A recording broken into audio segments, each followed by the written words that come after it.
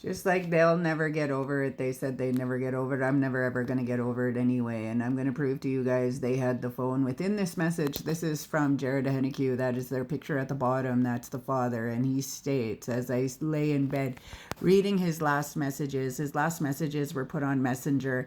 I read that the other day in my daughter's testimony from the inquest from the Saskatchewan government. Right? Check this out.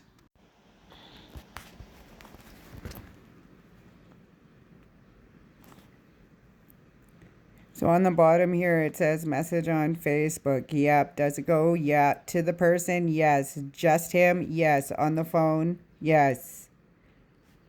That's my daughter stated that at the inquest. That was C up the top says Mr. Ritter. That's the Crown.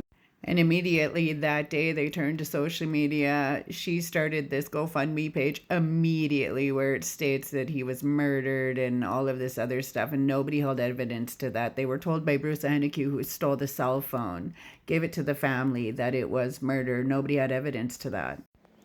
Here it states, you said the phone was in his father's name and they had asked the father to obtain them. Ritter questioned why, as the police were able to obtain those records easily and had cause.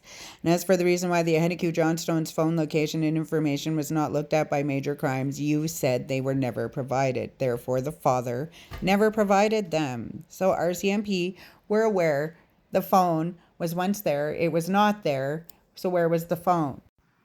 Here's another one. It says, much Morasti knew of a Hennique Johnston's whereabouts, both in before after he left the party. Private social media she sent to his account were not delivered. And there were disagreements over how many messages were sent. A copy presented by legal counsel for the Hennique Johnstone family contained only 2 messages, including one where Morasti told Hennique Johnstone that Knife wanted to apologize for the fight. Morasti was adamant she sent a 3rd message asking where he was and if everything was okay. Morasti told investigators in 2018 she didn't know where he was between 1 a.m. and 3 a.m. However, copies of social media messages presented on Wednesday showed Morasti knew he was at the gravel pits during that time. So they were all highly intoxicated. This was 3 years later, and they wanted all these kids to remember evidences. And then these families had been harassing us for all that time and manipulating evidences and utilizing all kinds of things to make us look guilty. And they were doing all kinds of illegal activities.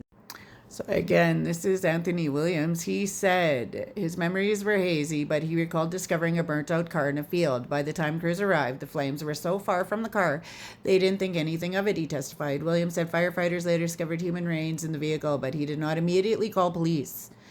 Instead, one of them called a Hennique Johnstone's family, knowing he was missing. That was Bruce Hennique. He took the phone.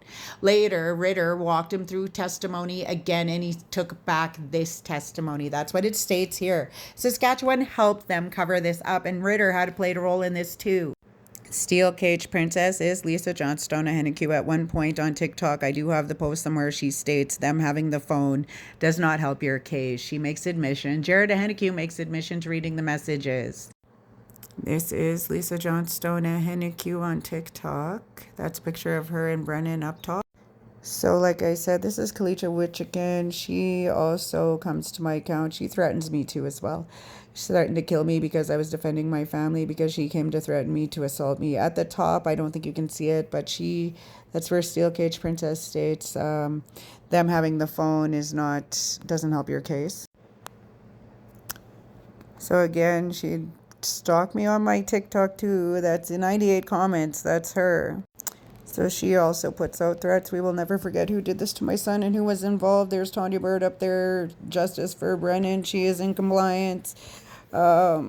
She is Burton and Ben, a Hennique at the band office level. That is their relation to as well.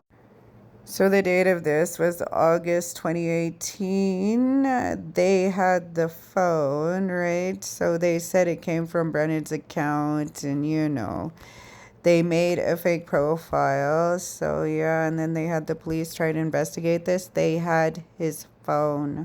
This was the last story that the Star Phoenix did in 2023 in regards to Brendan Hennique for the Hennique family. And they forget to mention that there was a live witness at this death, right? And that they had material, murder investigation material that the families did that. They put it all on the police, and that's what I mean. And now we find out that Sask Justice told the RCMP to stand down in many aspects of this case.